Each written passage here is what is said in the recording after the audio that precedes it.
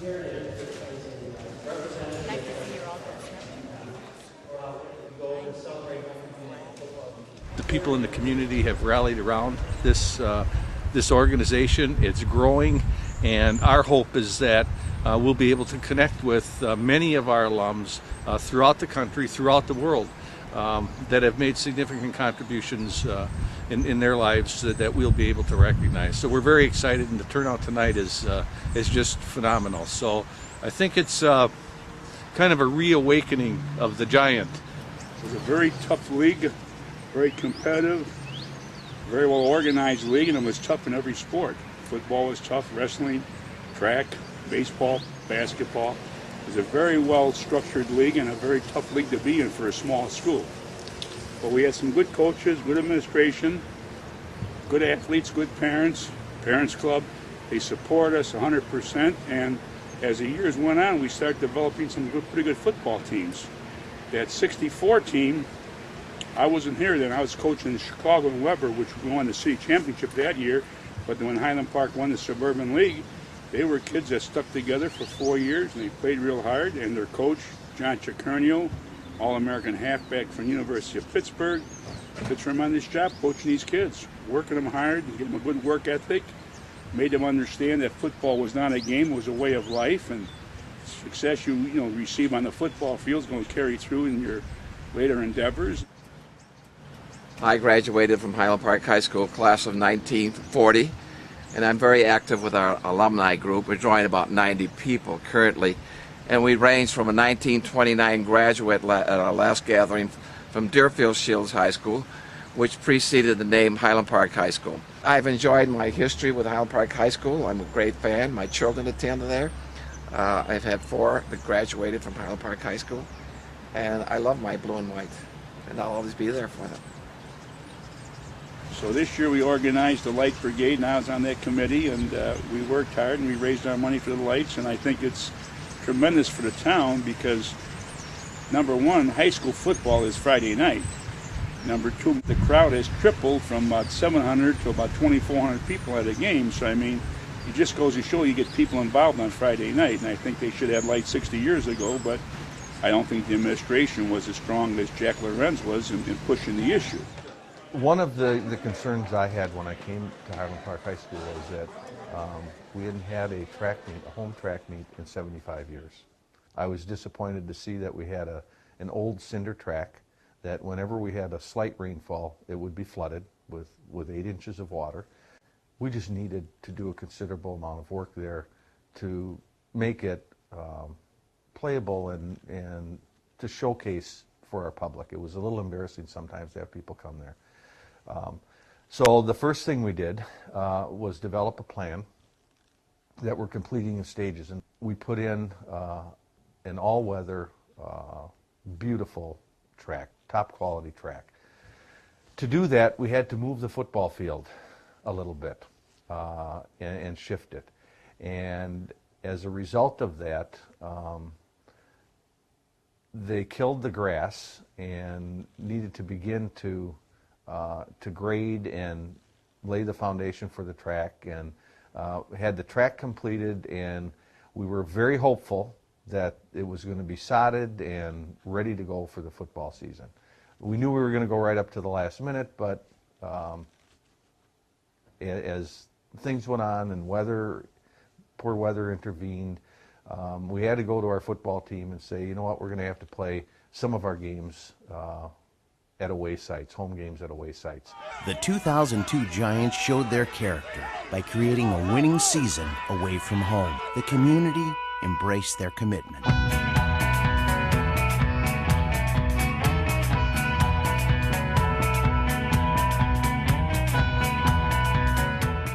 The lights would not have happened if it wasn't for support of alums, community members, parents, administration. It was something that everybody wanted, everybody rallied around. It was really a neat experience to be a part of because of the fact that so many people gave of their time and gave their money for our kids and for the experiences of high school kids to come. So we had a significant building project to upgrade Walters Field, and everyone said, can't be done, it'll never happen. group of people who didn't even live very close to the field had just came out in droves and were so against lights at Walters Field. I mean, one lady even told me that she was afraid she was going to lose her home. Whenever you do something that people perceive is going to change their neighborhood and bring in more traffic and more noise, you're going to have people that are going to resist it. And we did.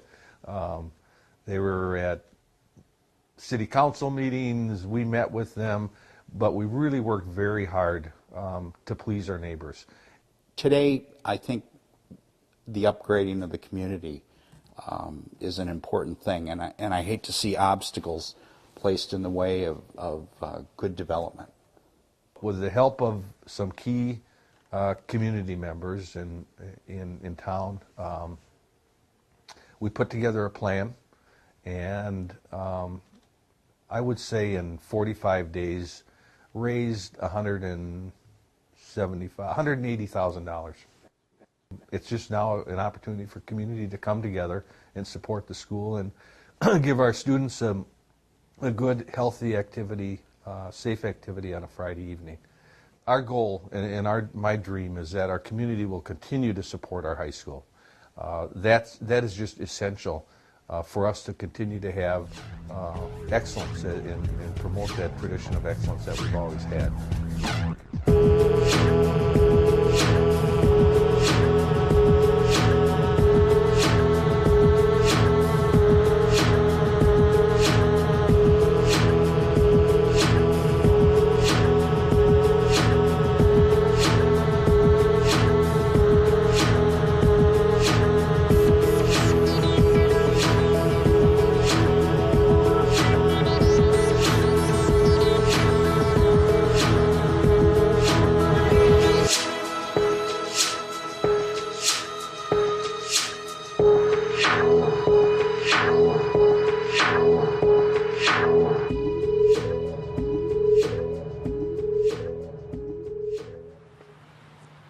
We have here a 12-room home that was donated to us a number of years ago by a person by the name of Jean Butts James, who was also a longtime resident of Highland Park.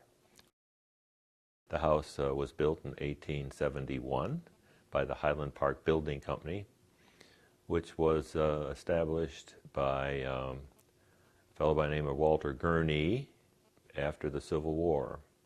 Some 800 to 900 people are members of the Historical Society. Now, the Historical Society was established in 1969, and at that time it was established as a not-for-profit, self-endowed organization. My theory is that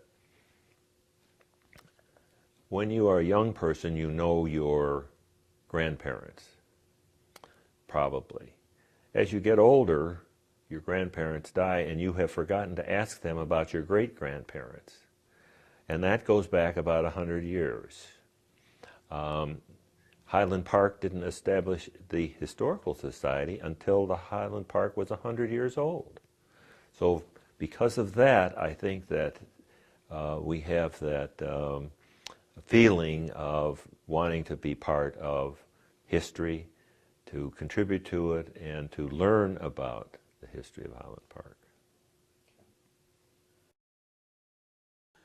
My family came to Highland Park in 1918. There were 3 men on the police force then, Chief Ed Maroney and 2 officers. When I was a kid, it was a little town. And I have watched it grow. It's gotten very sophisticated downtown. Many downtowns, suburban downtowns, are dying, whereas Highland Park is gaining, not losing. Highland Park was a little bit of a different town as I was growing up. It was more the center of the North Shore. It was a very vibrant community. it still is today, and it's sort of unique in that way. It's maintained that vibrancy, and I know a lot of people work very hard to maintain that. I'm a resident of Highland Park and have been for 40 years. I've had the remarkable experience of having lived in a town that has exposed the population to the arts and to have expanded into what is now a dynamic and moving community.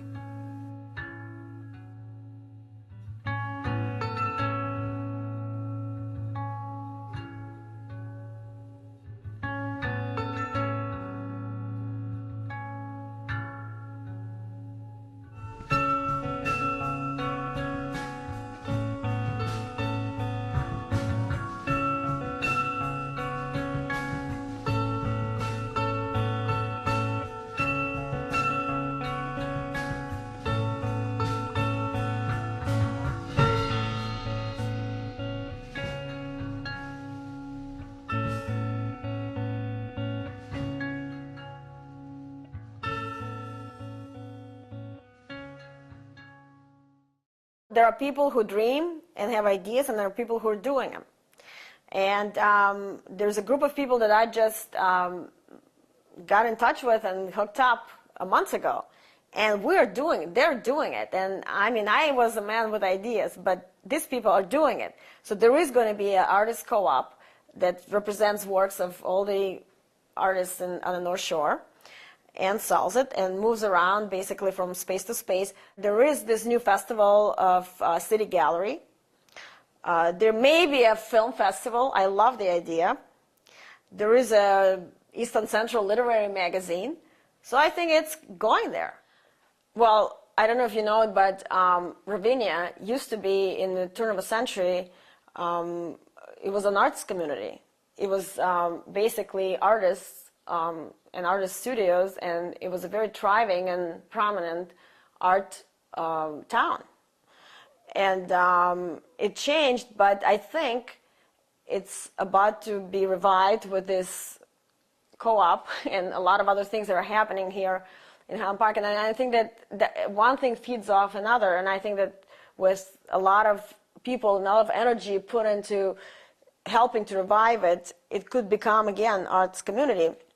One of the best things about Highland Park is Ravinia, festival that we enjoy every spring and summer here. To have the live entertainment and the picnicking area convenience in this town, making it all walkable for most people or rideable to in a short distance of time, to me is one of the major art focuses for the community. Ravinia has a wonderful sculpture garden. There's sculpture all over there. I've often wondered why that isn't part of our curriculum. We have sculpture all over Highland Park on people's lawns. Let's identify it. Let's know it. We know the water trough.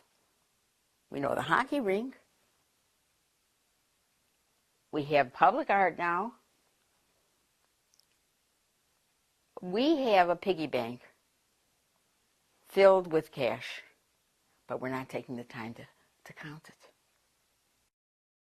Well, Highland Park is unique with a couple other North Shore suburbs in that it fosters a rich cultural environment for education to grow in. And I think education can't grow in its own vacuum. You can't have a great school and great teachers and have it in the middle of a community that doesn't support the arts, that can't support the arts. And that's one of the gifts that Highland Park has. You know, when our children are exposed to a huge variety of arts and art forms, and I think that should be that way, and there should be every opportunity for people to express themselves. We have a community that was just ready to start developing the arts. I certainly came in after there was the seed of the arts planted. Apple Tree Theater had already started. Suburban Fine Arts had already started. Focus on the Arts had already started. A deceased friend of mine decided that I was capable enough to run Focus on the Arts. I was naive. It was a humongous task. It was from a business point of view, from an artistic point of view, from a scheduling point of view, from every aspect of running a festival. It was an opportunity to both learn and to present. And it was extraordinary.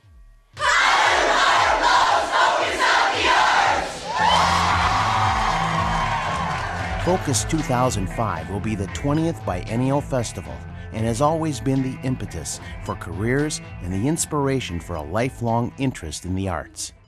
The goal is to continue this tradition of creating the artists and art audiences of tomorrow. The high school was wonderful. The kids were wonderful. The parent, the PTO, of course, was underwriters and terrific. I did it with Ruth Esserman. It's a long time ago. She was the faculty head. And it was done with a lot of help of lots of women on the PTO and a lot of energy and a lot of thought.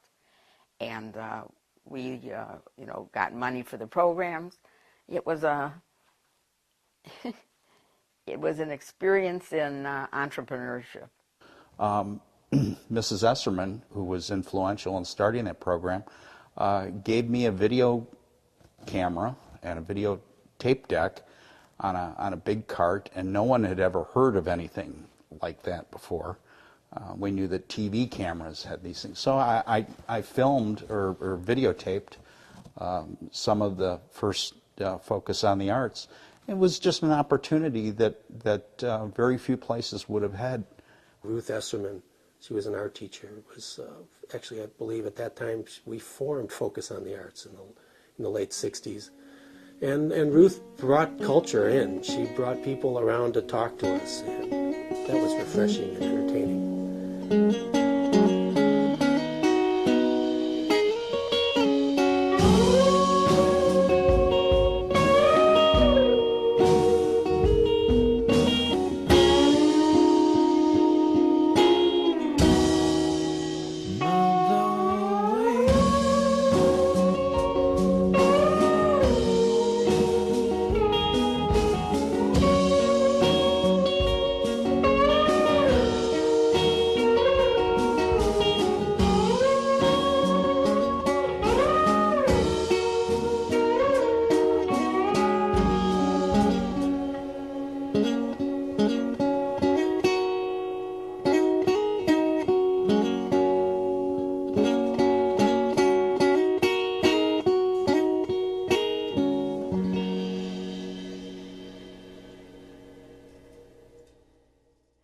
Why is Highland Park so desirable?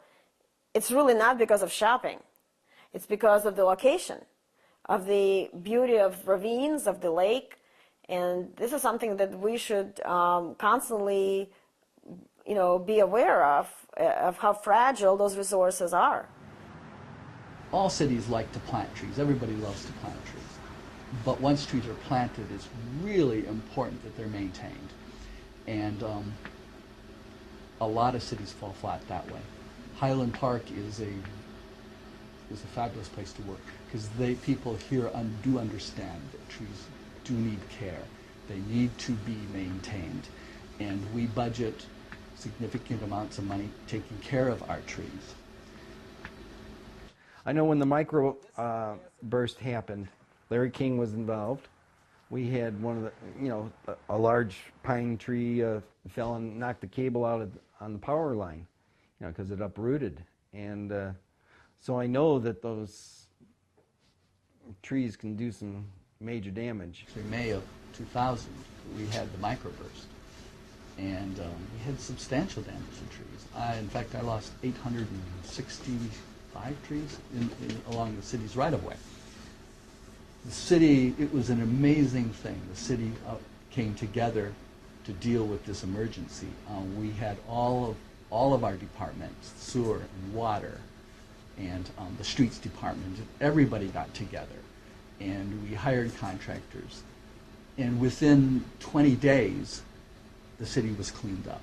And it was an amazing thing. I was so proud of our city because how we came together and took care of it. And many cities were working on it months later because we weren't the only ones hit. Though we were probably hit the hardest, we got done the fastest. That we have a tree preservation ordinance and we have a steep slope ordinance which calls for the protection of trees in these areas. You can see the tree where it's going to fall if anybody was sitting on the sidewalk. And we observed that it was extremely hollow, and it had a large gash on the side away from the road, and it is tending to lean toward the road. So we were extremely concerned about this tree. Could it fall over? Yeah.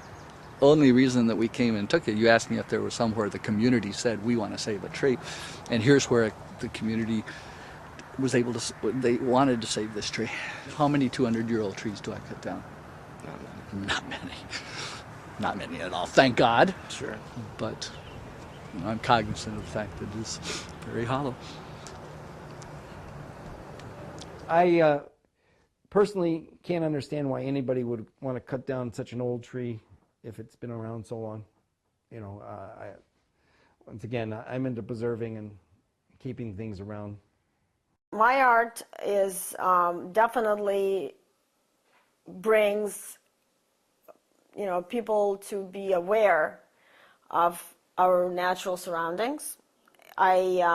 Because I focus on specific locations of the local, you know, spots, it should hopefully bring people's attention to the beauty that we're surrounded with, and along with that, the concerns we have about erosion, which is a very important concern right now.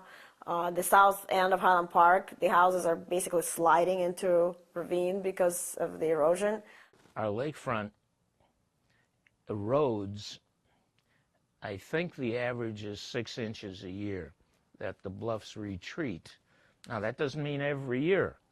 They can go 5 years without, but then all of a sudden there's a slough, and that slough would be an average of 5 times 6 inches, or 30 inches. Over a period of many years, as far as I know, it's gone back a couple 100 feet. There are all kinds of ideas for stopping erosion, and one of them is an offshore breakwater. So we came up with an idea of, instead of just a breakwater, putting a long, narrow island offshore. And on the offshore side, we sort of fattened out the island and put a marina. So the marina would be offshore. The shoreward side of this island would be beaches and park. We've got a tremendous resource that I hope our community will really fully develop, because I think it could be a tremendous asset for the community. The 5 blocks from my office to the east is Lake Michigan, and the yacht club is there, and our students now have a sailing club, and the community is providing 4 420s, a competitive sailing boat that they'll be able to use, and it's providing a great outlet for our students. We live in Highland Park is a community that is on the shore of Lake Michigan, a natural asset that is extremely important. We have the ravines. Highland Park has so much to offer. We've got to keep it that way. You know, I was very fortunate. I didn't come from a family of means, but I was given the opportunities because I lived in this community that I might not have gotten in other towns. And I like to see people have an affinity for their community. This is really the mortar in between the building blocks. This is what gives the community depth and compassion and a soul and the excitement and life. And we take it for granted. We in this community take it for granted. We are so fortunate. Where do I see Highland Park going in the future? I would hope that it continues on its similar path of being a divergent cultural community. The other thing I just want to say is I had a very bright grandfather who came from Russia. When I asked him why he came from Russia, he said, were you ever in Russia? He said to me that as I went through life, that if I had a penny and somebody else had a penny, and we exchanged pennies, we each had 1 cent. But if I had an idea and the other person had an idea, and we exchanged ideas, we would each walk away with 2 ideas. And that has been something that I try to remember in dealing in this community and with people, sharing experiences, remembering that everybody has something to offer, as well as myself.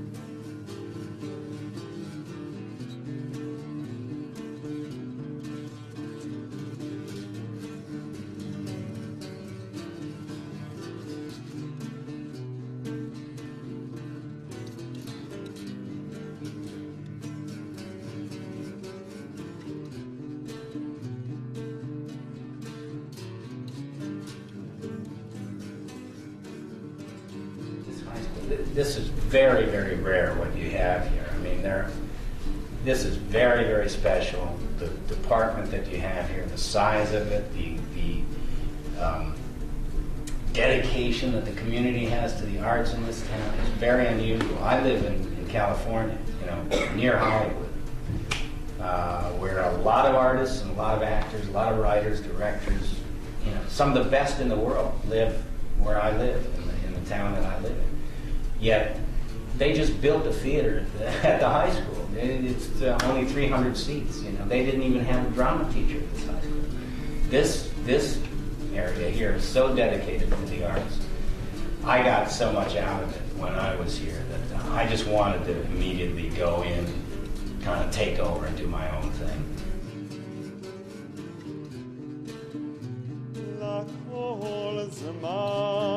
ועת לכל חפץ תחת השמיים, עת ללדת ועת למות, עת לטעת ועת לכל